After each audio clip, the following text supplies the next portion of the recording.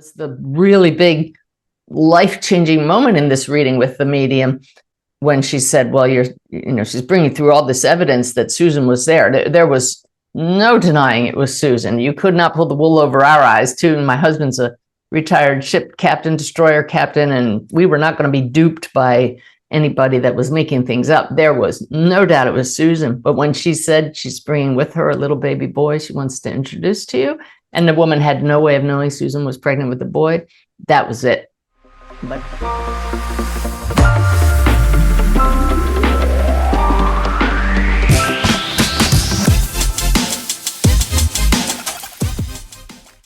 hey, everybody, I'm Suzanne Giesemann, and you're on Your Superior Self.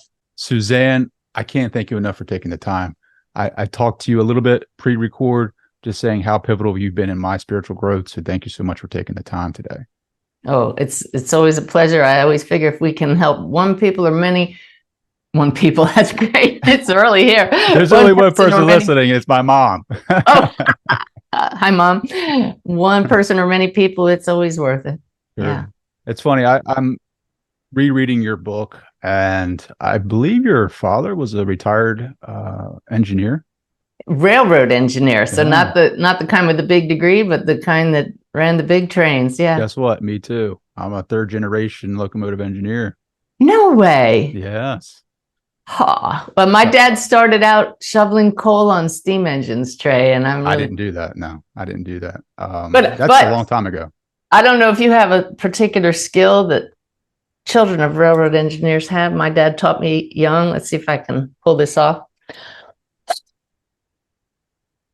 It's not working. There we go. That is just so amazing. Suzanne, there's so many different ways that I want to go with this interview. Okay. I'm a big fan of your work, but I know that you're a messenger of hope, right? And a teacher of the awakened way. I'm just really curious, like, what is the awakened way? The awakened way is a distillation of teachings and a way of living. I learned it from a young man across the veil who left proof that we all are souls. And it is a path to living a consciously connected, divinely guided life. It'll change your life to live by the three principles. And they're very simple. Number one, you're not only human. So what are we, right? And number two, you're part of one big web connecting all that is, not just on this earthly plane, but across multiple dimensions. And number three, the force that's creative and healing, the force that holds everything together is love. I love that. You hit on proof, right? How do you validate that proof? Like, what is good proof for you that supports that hypothesis that we exist after this human life? I call them NOEs, no other explanation moments. In the case of the young man named Wolf, who came back to share with us a message that we as a species are out of alignment, out of balance. We're too much in our head and not in our hearts, and we need to learn to balance both. He left proof that he knew he was going to pass, exactly how he was going to pass, which was struck by lightning, where it would happen, and what would happen afterwards. I've written a book about it called Wolf's Message, and there's not a single person that reads it that it doesn't rock their world, because it's an NOE for sure. But I just have thousands of NOEs, and there's just no doubt in my mind we are not only human. So can you give the audience, I'm sure there are people that are just, they've heard your story before, but for those that haven't, can you give us like a brief intro into what that looked like? Sure. You and I were sharing before the recording started that you work in DC now, Washington, DC, and I spent 2 tours of duty in Washington, DC as a Navy officer. Both of those were serving at the highest level, one as an assistant to the head of the Navy, and the second as the aide-de-camp to the chairman of the Joint Chiefs of Staff, the head of the whole military. I retired as a commander right after being in the last aircraft on 9/11. Well, not right after. I had to still serve 2 more years to have my 20 years in. But that was the catalyst for me saying, life is too short not to live your dreams while you can. So I went off and lived my dream of sailing off into the sunset with my husband for a few years. But that journey was cut very short by the death of my stepdaughter by lightning, just like Wolf. And that started me on this whole different journey that I never expected, to go from very left brain, very rigid, in the box military officer to now out of the box medium, spirit communicator, channeler, but most importantly, spiritual teacher, sharing the awakened way with people. The mediumship is an aside. It's what gives me the validations of the teaching. To me, it's all about teaching other people to understand who we are and how to make your own connection with loved ones who have passed, with higher beings who have guidance for us. Oh, there's so much in there. Susan's death was the catalyst for your spiritual development, right? Yeah, Susan was my stepdaughter. In fact, let me show you a picture right here. I always have it right here. She was a sergeant in the Marine Corps. Oh, wow. Yeah. Wow. Yeah. And do you still make that connection with her now? No, I do, but not too often because I don't need it. She often just kind of shows up here. I feel her to my right side. Just if I call on her, she's there, but it's not that desperate need to know that she was around that led to everything opening. Mm. And she was pregnant with a son, right? And it's fascinating because in the book you talk about how like the son was actually like, I guess, growing like they would here in this physical reality where, you know, she hadn't even had the baby yet. But yet when you and your husband, Ty, had a reading with a medium, the baby boy was standing next to him, like, you know, looking up at him and wanted to make a connection. So do we still continue to grow like on the other side? Evolution is what life is all about, whether here or in the hereafter. And you can choose to grow as we would in human form for the purposes of the storyline of Suzanne and Ty and Susan and her son Liam. It would make sense that he would continue to grow, but that was the really big life-changing moment in this reading with the medium when she said, well, she's bringing through all this evidence that Susan was there. There was no denying it was Susan. You could not pull the wool over our eyes, too. My husband's a retired ship captain, destroyer captain, and we were not going to be duped by anybody that was making things up. There was no doubt it was Susan. But when she said she's bringing with her a little baby boy she wants to introduce to you, and the woman had no way of knowing Susan was pregnant with the boy, that was it. But he had grown a little bit. And in fact, so funny, Trey, in an hour, I'm going to be interviewing for my podcast, the medium who brought him through, Sophie Burnham. She's actually the woman who started the whole angel movement in the late 90s. I didn't use her real name in my book, so we're going to out her today. I got to out her today. That's awesome. But another medium or psychic who I've had on my podcast, Annette Britka, when she did a reading for me, she said, there's some connection like you and your husband had to meet. You had to get married because it led to some event. And she hadn't read my book. It led to some event, and it has to do with somebody who was killed in a way you never would have thought of. And there's this male with the number 15 coming up, who had been 15 years at that time since Susan passed, and Liam, her son, would have been 15. So there's that. I'm doing a lot of talking, but that's that progression you talked about, right? He showed up as 15. Could you connect with Liam now? I never have, and I never tried. Yeah. It's fascinating. So you travel a lot. You and Ty travel a lot. I see your Instagram and I see your social medias, and I'm sure you come in contact with a whole bunch of different people with different belief systems.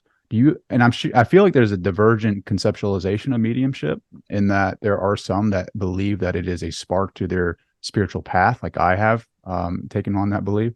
And then there are some that think it is essentially the devil trying to trick us into stealing our souls, right? Right. What are your thoughts on that?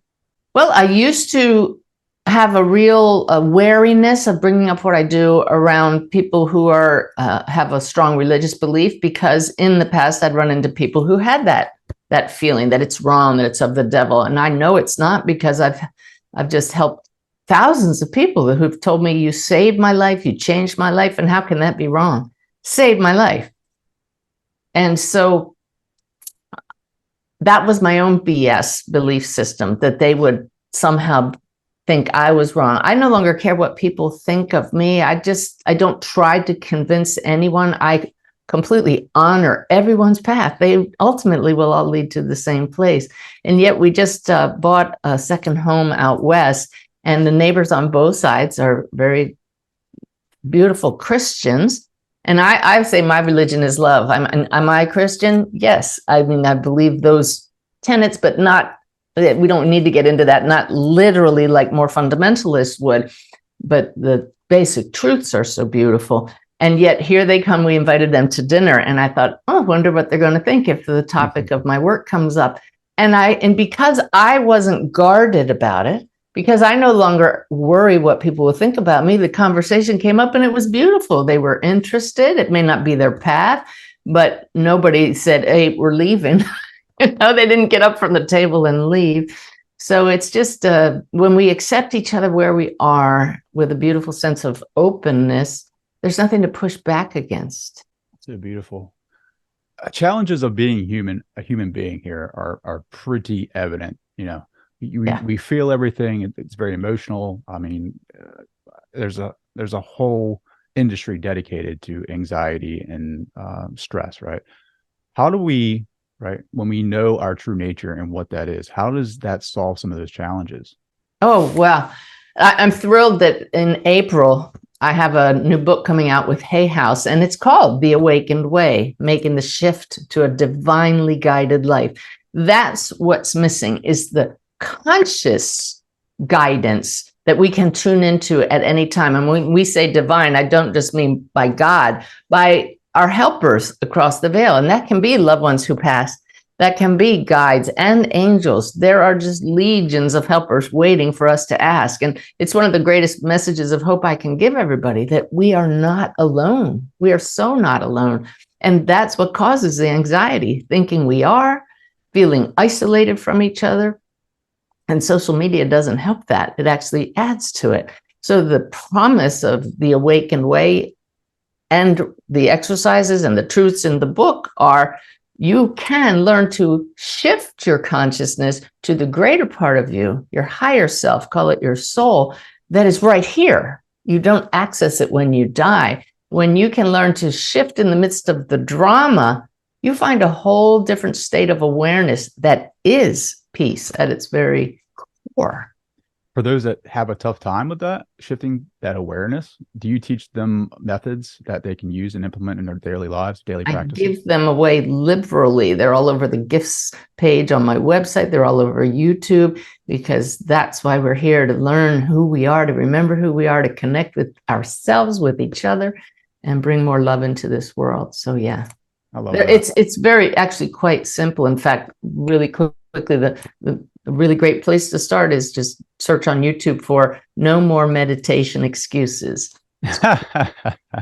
My sip of the divine practice, 3 minutes a day, and you'll start feeling more peace in your life, less anxiety. 3 minutes a day, or your money back guaranteed. Yeah, because it's free.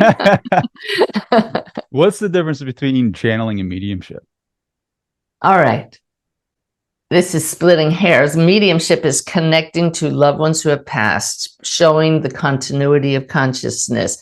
Channeling, some people call mediumship channeling, but in my learning, what I learned from my teachers is channeling is a more expanded state, going into a deeper state of consciousness and allowing that connection to flow so clearly through the medium that they don't go back and forth sharing. Like, I'm hearing from my guides this, and your loved one across the veil is saying that. That's mediumship, but channeling is straight speaking from those in spirit. Well, how do you differentiate between your thoughts and then the messages from the other side? That's the challenge for anybody connecting across the veil, because often the messages sound exactly like our own thoughts. So it comes with, number one, or three things: the belief that there is higher consciousness that can share thoughts with your mind.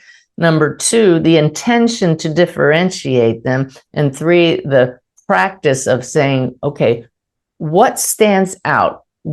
What gives this the sense that it's not my thoughts? Is it unique? Is it creative? Is it something I wouldn't have thought of? Is it extra special and healing and helpful. And so with practice, you come to say, wow, I am being helped here. That wasn't just from me. Yeah, Sanaya's channelings have been amazing and transformational in my own life. I'm really fascinated in hearing, like, what's Sanaya's origin story? Well, you haven't shared with people who Sanaya is. And so Sanaya is my team of guides, a collective consciousness. I've received I haven't checked how many lately, probably about 6,000 messages from them since 2010, daily messages that we published in the Awakened Way app and on the Daily Way website. But I also channel lengthier messages from them. What was the main question you asked about them? What's their origin story? Her origin story is when they came to me in 2010, I just felt their presence in meditation, and it was so powerful, masculine and feminine at the same time. And I said, who is this? And they said, we are a collective consciousness of your guides, and you will write and write and write as Sanaya. I guess they thought I wasn't yet ready to realize that I would also be speaking for them. But they're definitely higher beings than the astral realm of where we all go to the first level when we cross. It would be a higher level with angels and some of the ascended masters, which just sounds ridiculous, Trey, as I say it. But I know from the absolute validations I've received from across the veil that these higher beings are real. Check out my video, Archangel Michael is real. That's just one fabulous example of how you can validate the presence. Oh, I watched that. Yeah, for sure. And it was so fascinating. And it's funny because I have like this little figurine, like Saint Michael figurine that I carry with me all the time throughout all the videos, just to kind of give me that energy and presence. That's outstanding. Yes. What's the highest level of consciousness that you're able to tap into? Is that source consciousness? Well, I would call it that, but even that's, I like that you said the highest we're able to tap into, because people may say we're talking to God, like Neil Donald Walsh in his conversations with God. And talking to you, I'm talking to God, right?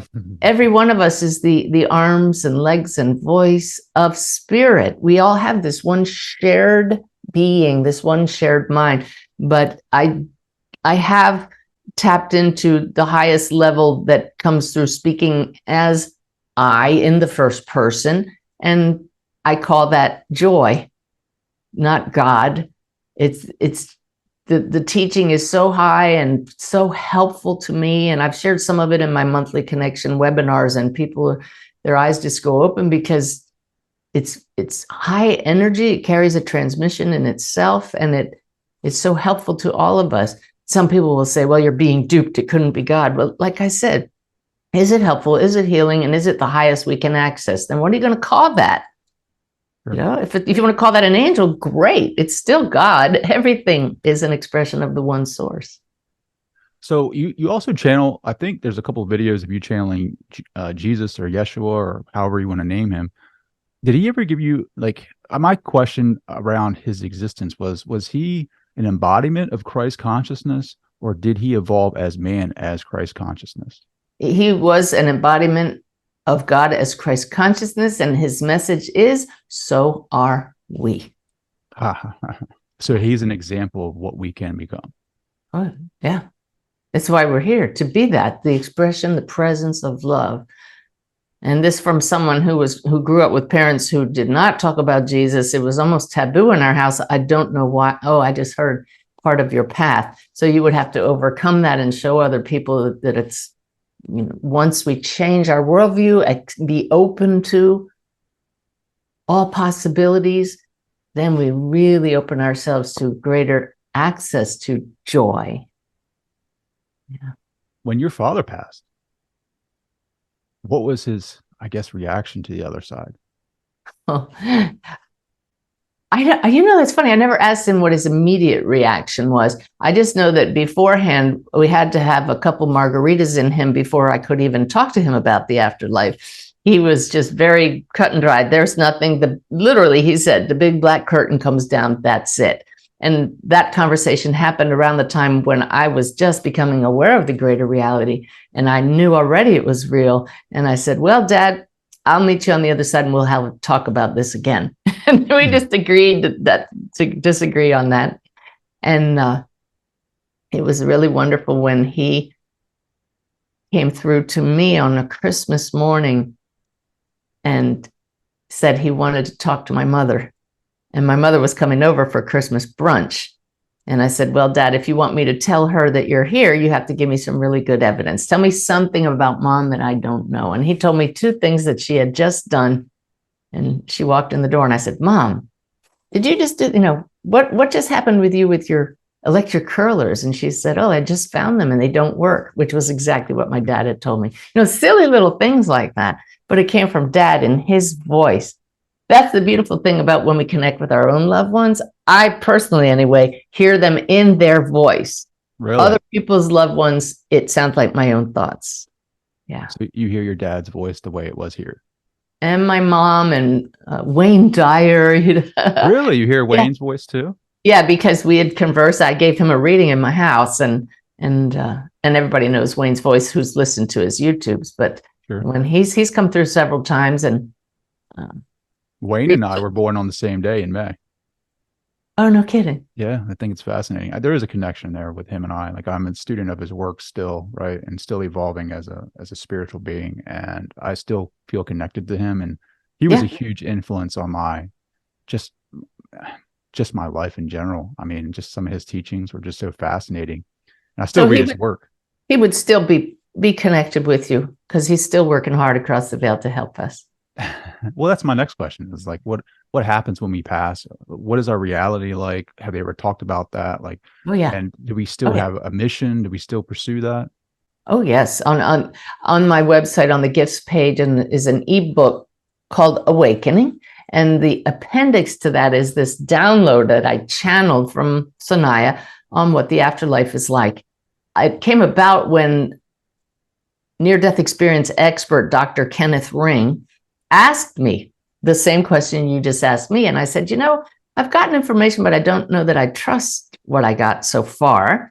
And I was on an airplane shortly thereafter, and all of a sudden, I just heard, pull out your computer and write. And it just flowed, this description of the afterlife. And it talked about the different levels that we progress through as part of our evolution. At first, depending on what your belief system is when you cross, you cling to your storyline. You'll still be doing the things you like to do, and I would too. And if you like to golf, then you'll go out and get holes in one every day.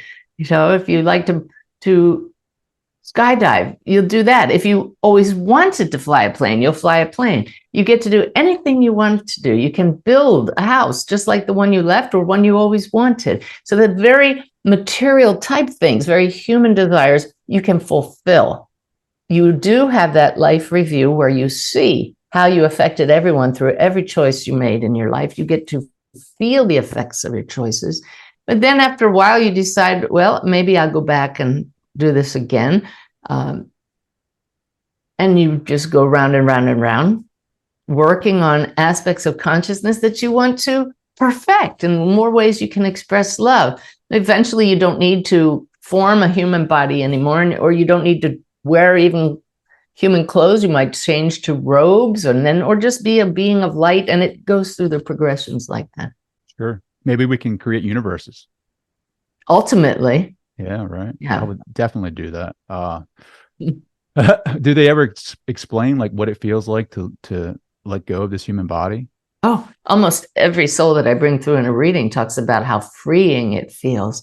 My guide, Brenda, was a friend of mine in physical form, and she came through to me within hours of passing, just saying, I'm free. And it's just so wonderful to no longer be in this body that was riddled, in her case, with cancer. And she loved that she could visit multiple friends at once, which is really cool. That is cool. That is awesome. Being in different places all at once. I wish I could do that now. I wish I could be at the ocean right now. But I'm glad I'm here with you having this conversation for sure. Yeah. Have you ever seen cracks in the illusion? Here? As far as in the reality, right? Like, yes. I mean, the illusion is a big topic right now. Like, is this a video game, a virtual reality? Like, have you ever seen like the cracks in that? Yeah, illusion? Well, we would call them hallucinations, but I had in Wolf's Message, I tell how a book moved and it moved on the bookshelf in a bookstore when I was guided. There's a book here for you. It moved to the left, made a little sound, and then it moved back. And I wasn't quite sure which book it was because it so shocked me. And then it did it again. And then another time I was at a hotel where I was going to be given a presentation. I went down to the lobby to check out where I could have breakfast in the morning. And I was looking through the closed gate of a Starbucks counter, and this basket of instant oatmeal, one of the oatmeal bags slid down and then slid back up. And I knew that someone had done that to get my attention. And just then a student from the class the next day walked by, and it was her mother, who absolutely loved oatmeal, ate it every night and right before she died. So she moved that oatmeal. I know that's not exactly what you're looking at for. You know, some people see this energetic grid around the earth. They see other universes. I have those experiences in meditation, but eyes open, walking around as a normal human being. Some people might say I'm not too normal. Those are my two experiences that stand out. Oh, wait. I do remember walking through a little town near where I lived in Florida, and all of a sudden, another one too, yeah. Reality shifted to the point where everything became a little pixelated, and everything looked like a video game. There were two people walking down the sidewalk, and they looked like little avatars. It was really cool. And then another instance, I was hiking up a mountain in Banff, 33 switchbacks. And all of a sudden the earth became kind of wavy. And I just went up the entire mountain. I wasn't breathing hard. It was like I wasn't in my body. I got to the top and I was like, let's do it again. It was great. That is awesome. So what does that say to you, right? About our role here in this physical reality? Like, we buy in so much to the drama, and then you have instances or examples of like having this like glitch in the system. Like, what does that do for you? What that shows me is we agreed to put on the headset, but we can remove it through conscious choice anytime. That's the shift I was talking about. Does it mean that we can just part reality right here and now and have visions like that? No, that's part of the rule set of this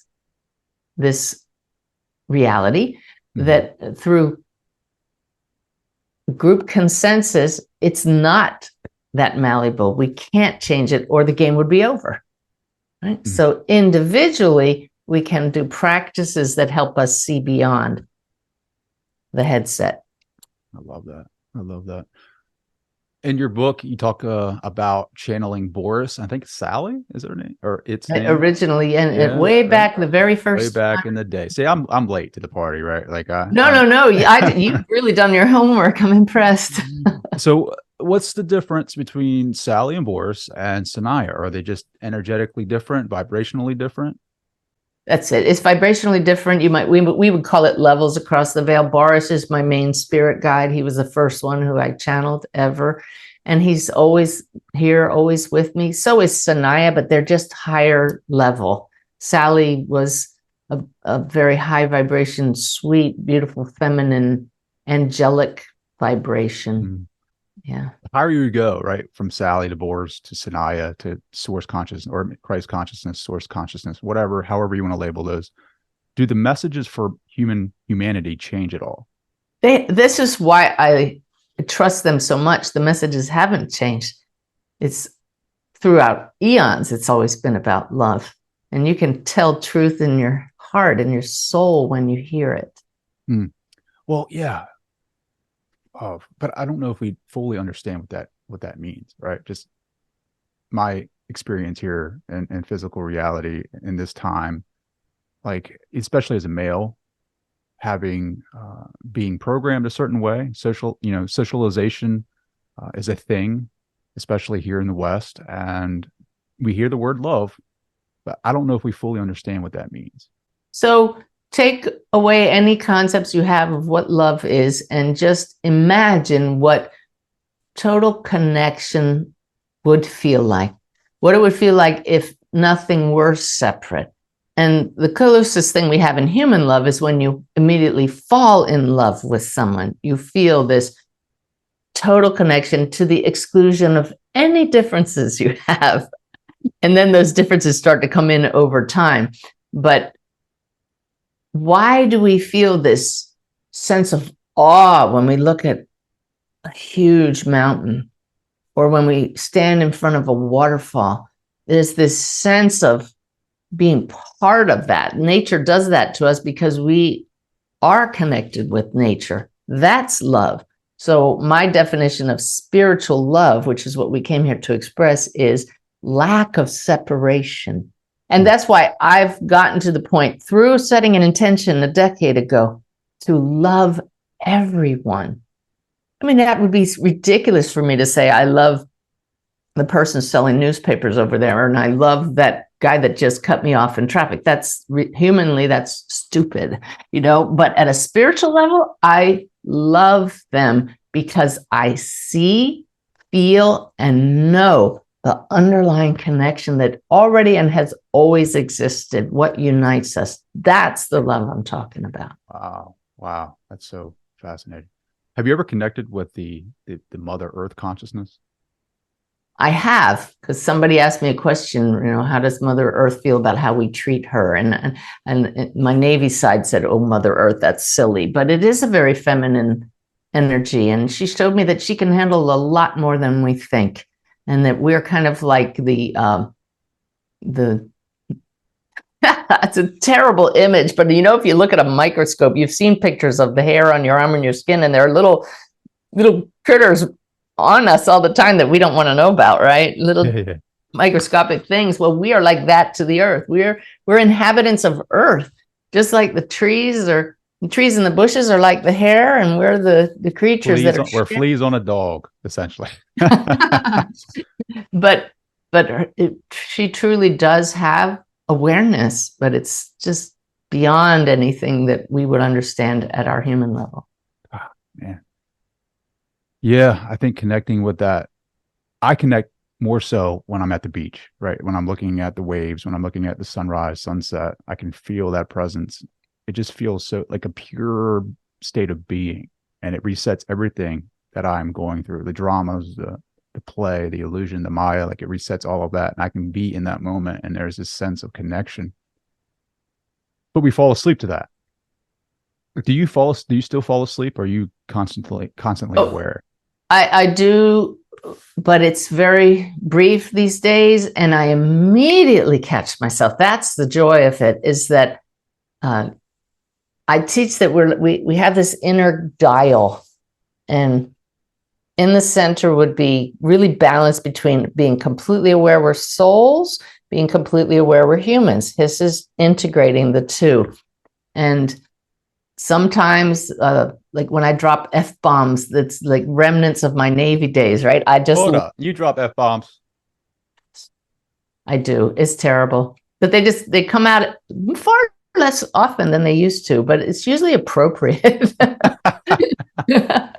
But then I just say, ooh, that's the human side totally dialed up. And it feels, or if I snap at my husband, it feels so out of tune with who I know myself to be that I just immediately shift back. Whereas in the past, I might have wallowed in that, or I might have, just, sometimes it feels really good to get angry. And so I do allow that to happen because we need to vent the human stuff, but we don't let it last. Sure. Yeah. Do your guides ever talk about like the human consciousness? Are we evolving more to an awakened state of interconnectedness of all beings? We are, for sure. But the challenge is most people want it now. And they don't realize that this is part of the game to have these differences. This is what allows us to discover for ourselves that we are love and expression. And so if everybody suddenly loved each other, it really would be game over. So everything that causes us pain is an opportunity. Those are the lessons. It's not here for punishment. We don't come here to learn your lesson. We come here to practice, to perfect, to hone our ability to say, something about that doesn't sit right with me. How could I change that by bringing love in instead of the normal human responses? Wow. You've also mentioned that this Earth is an experiment, right? Like, I'm very curious to know, what is the hypothesis and who created this experiment? I may have said it's an experiment. Yeah, it's an experiment to see how much can we love each other, for sure.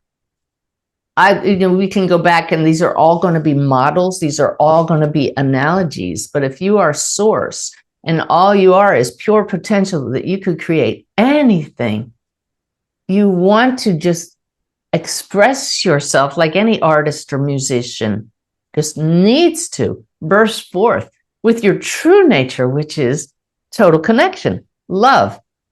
And once you burst forth, you're now already, there's an other. There's this pure being and another. And where you have an other, now you have relationship. And the more that evolves, relationships become more complex and offer more opportunities to interact. So it's an experiment in seeing how far can we evolve without ending the game. Well, I hope we don't end this game. I mean, especially with things that are going on in our world news currently. Well, I'd like, it can end either way. It can end because we all get it so well that, okay, that experiment was totally successful. Or it could be, we got so diluted and so forgot who we originally are that game over. Yeah. Well, do you think there's a presence or entities out there that are trying to force us in a different direction, like either positive, more positive than negative? Oh, that's the whole angelic realm. They're guiding us. They're always with us. Mm-hmm. Yeah. Did you believe in angels before all of this? Not at all. I mean, I thought it was a nice concept and it's very, very soothing, but I thought it was fairy tale stuff. Sure. And I know it's not now. That knowing, that's what a lot of people want, is that knowing, right? But they have to I think Tom Campbell says, if it's not your experience, it's not your truth. But you've had all the experiences. I mean, just read your book, right? And now it is your truth. How do you communicate that to people that still haven't had those experiences? I share the NOEs, the no other explanation stories. I share my background so that they say, okay, she's not a flake. And then I share a few of the really strong no other explanation moments. And if that intrigues them, then I show them how to have their own experience, because part of living the awakened way is to evolve through what I call the 3 E's. Educate yourself. Right now, you're doing that through listening to this podcast. And you listen to other people's YouTubes, you read about the afterlife, you read near-death experiences, a lot of them. You read about excellent evidence-filled mediumship readings. So educate yourself, but then experience for yourself. The education opens your awareness for you to have more of an opportunity to have your own experience. If you don't believe it's true, it won't even be in your experience. So experience the greater reality for yourself. And the 30, engage higher consciousness yourself. Don't just sit there, say, hey, I want to believe, but I'm not sure. So if there is anybody out there, knock my socks off, that kind of thing. Engage. Then if you do sense a presence, say, who is this? Show me more. I need evidence. What sign are you going to give me? That kind of thing. Yeah, for sure. I think that's the best way to go about it, right? Like to collect your own evidence and then make your own interpretations from that. Yeah. I've had a couple instances where I've had conversations with deceased loved ones, and then things pop up in my reality, like signs. Excellent. In my physical reality that I can't explain. And for sure, there is something more going on behind the scenes. No doubt. It just happened to me yesterday. I mean, I ask all the time just because it's fun and it keeps the connection going. So I encourage everybody to do that. I received a psychic said something to me and it was exciting, but I don't know. So I said, if I can believe this, what sign are you going to give me? I asked Sanaya and they gave me one word. I said, all right. And as the day went on, there's this pressure that builds up. I could feel it coming. I had been guided to buy 2 Kindle books in preparation for my podcast later today. And as I opened the second book, I knew it was going to be there. And there it was on the first page, the one word that was very unusual that I hadn't seen in forever. And there it was. And even though I knew it was coming, it still takes my breath away.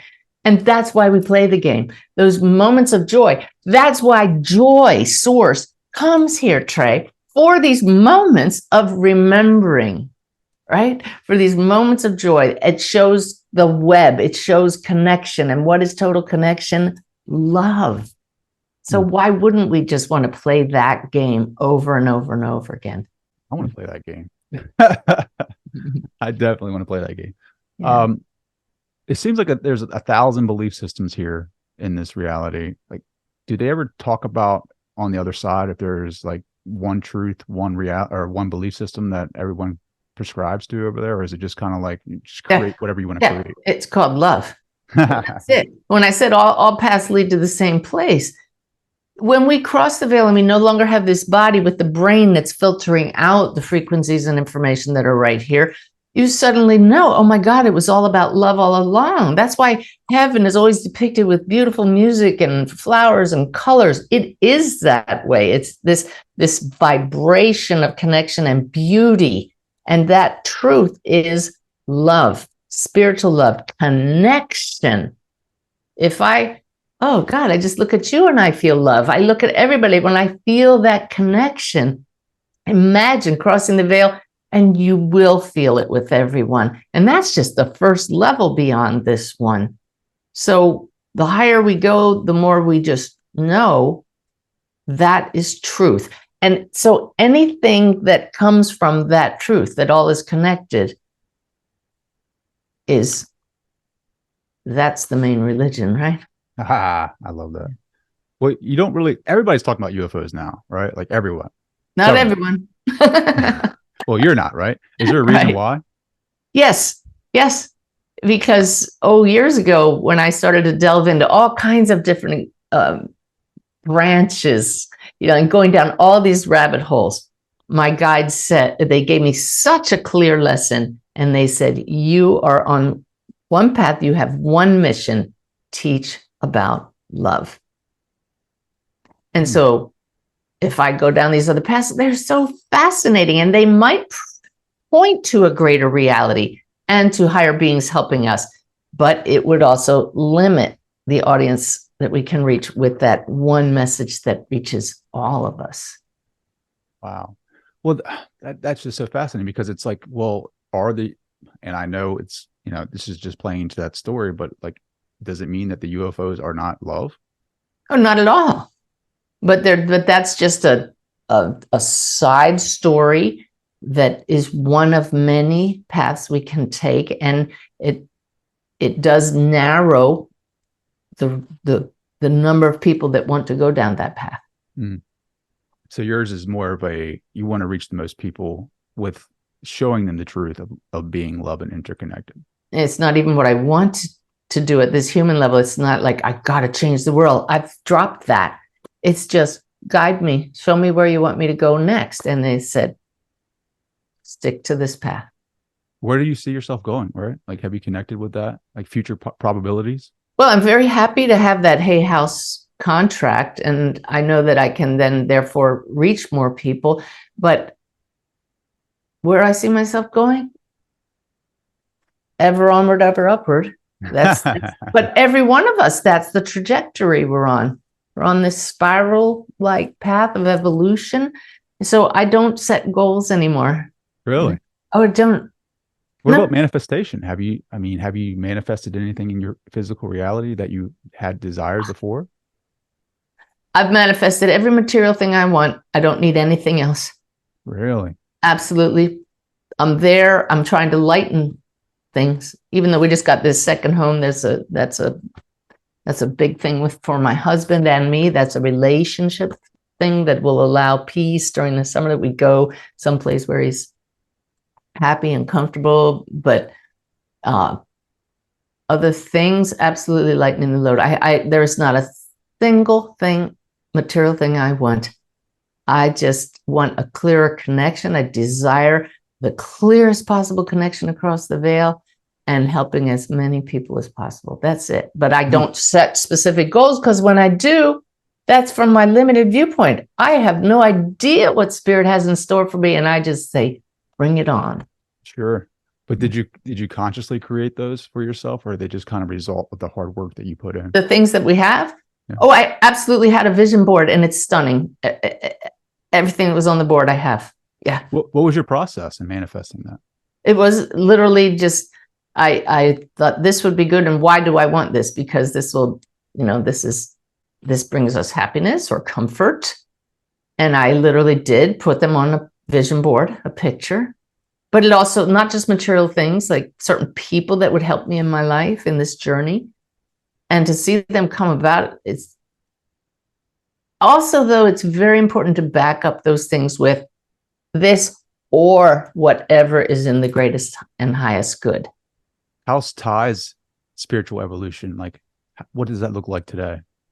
Moment by moment, we have little moments when I say, wow, he gets this a little bit, but he made it very clear to me years ago, stop trying to change me. I'm never going to change. And it was almost as if I heard the angels sing, and they said, he's not supposed to change. He keeps me grounded. He keeps me aware of what people who aren't willing to change, that there are a lot of people who aren't willing to change, and how to accept that and love them anyway. I love that, because I feel like my wife does that for me. She's definitely my ground, right? Like, I don't ask her to believe in the things that I believe in or take part in some of these conversations, but I know that she's open to having, a conversation with me about some of this stuff, and then it grounds me back to earth. And like, really, she has this earthy feel. But then when I go out in public, right, like you get on this high, right, of meditation and going out into the world, and you start experiencing some negative energy or like, resistance to that. How do you protect yourself when you go out into the world? I imagine my energy field is like a sphere, and we just fill it with the white light that we are. And that light is our innate protection. You still get goosebumps? Oh, I get goosebumps all the time. Just before you said the word, I picked up on that, and I got a flood of them. But like last night, I went to a holiday party, and before I left, I said there will be a lot of energy there that will maybe different than mine. And I just said, I want to be a light for others. And today's message from Sanaya, the Daily Way message, was all about being at parties, and you may go in with high intentions, but you may feel uncomfortable, which I did. And they explained it's because so many other people are uncomfortable at a party. How don't we all sit there and think, if people looking at what I'm wearing, what do they think? Am I dressed okay? And all that, what do they think about me? There's so many people that feel that way. You start to pick up on that and could think it's you. Sure. So you just keep filling yourself with this light from above. We don't create it. It flows through us. It's creating us. So you just pump that through and spread it out, and literally you're a light unto others.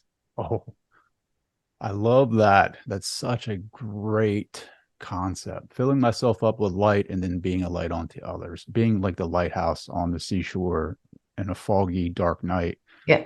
Lighting the world for those to come and find this love that you talk about. Yeah, but just notice, if you don't understand that is constantly refilling you, you will feel depleted after a while. I used to be that way at workshops, till you realize your only task is to hold that light as it fills you and flows out, and it never runs out then. That's a good point. Yeah, for sure. What's Sanaya's message for the upcoming year, right? Like, we're ending 2023 going into 2024. Like, what is their message for us? Anything?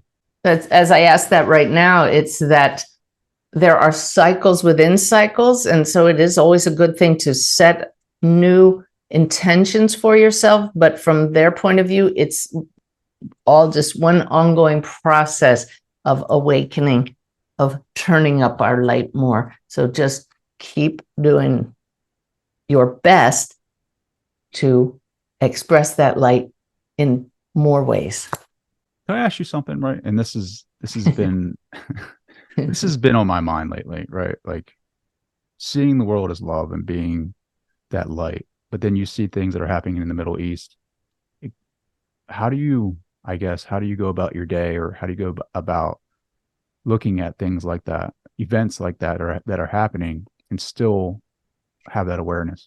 You see with the eyes of joy, source, God. How would God see this? And God knows that this is the creation that was created to practice being love. And we just see these are human beings who've lost awareness of who we are, or otherwise we could never hurt each other. So we pump up the love and try to see how could we bring more love into this situation rather than seeing sides and pointing fingers. My human self does that. But if that's not helpful, then that's that shift I was talking about. We shift higher and see the wholeness. Wow. Yeah. It's tough, especially seeing some of the graphic nature or the graphic photos that are being taken over there. You're seeing ignorance at its worst. Ignorance that we are not only human, because you really couldn't hurt each other. Can you influence that? Like if you gather in groups and have, your intention is to pray for them, like does those prayers have an effect on that?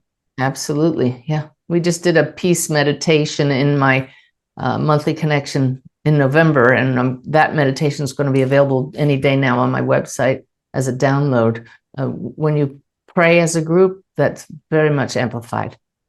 You think source consciousness like is aware of each of us individually, like what we're going through? Oh, it's stunning how much aware of every single problem, every challenge. And that's why when we start asking to know that we're not alone and asking for help, they just flood into help. Yeah. What's our relationship? Like I always thought about this too. With angels, like what is our relationship to them? They don't want to be put on a pedestal. They want to be seen as our best friends. Can you imagine? And what does your best friend do? Supports you, cheers you on, may show you where you might, be able to change things just a little bit for your benefit, but they're going to do that in a loving, supportive way. So imagine these beings that know more than you do, who have the big picture of what's immediately coming for you, who know everything you've been through, who will never judge you. It sounds Pollyanna, but it's true, Trey. Yeah. Yeah. I'm sorry about the rando questions. It's just I've been planning this for like 2 years now, and it's like everything that I've ever like was curious about. Like I'm just like I'm like, all right, come on, time's coming up. Like, what was in the last 2 years? What did you want to ask Suzanne? And it's like, all right, last question. Well, not last question, but one of the freshest questions that I've been pondering. Like, have you ever connected with like some of the Indian sages, like Yogananda or any of those ascended masters, and connected with them? It's interesting that I haven't. I'll have to ask my guides why not. But I've certainly read the autobiography of Yogi, and I love Yogananda's work. I've read Sri Nisargadatta Maharaj's I Am That. Very deep book, but I love that. I love it. There's so many of those Eastern teachers that I resonate with, but I'm hearing right now, I'm more of the lineage of Jesus that is focused more on love. Not that the others aren't, but that's the focus here. Well, it's funny because Yogananda talked a lot about Jesus. Yes, he did. I love that. Because he was here in the West, and he knew that he had to talk about Jesus to connect with the Western civilization. But I'm hearing that it's a frequency difference. So my teachers are more of the Jesus, the archangels in our belief system, the Western one, that is. But yet there's great truth in those others. Well, closing this out, one, I have to say thank you so much for taking the time. And then two, do the guides, Sanaya, Boris, Sally, any of them, Susan, do they have any closing messages for us? As you started to ask that question, the answer came immediately. Do not give up hope. And the hope comes from your innate connection with the soul. So if you give up that, you're almost cutting your own connection off with your higher self. So talk to your guides, pray to them, if you're losing hope, say, give me hope. I want more. Show me you're here. Bring on the miracles. Have that miracle mindset, and then buckle your seatbelt. Suzanne, this has been worth 2 years. Thank you so much for taking the time. You're so welcome. Yeah, you have a lovely energy, and the most beautiful part and the great advice for anybody is just, it's okay to be skeptical, but be open-minded, and then your heart opens and the rest is joy.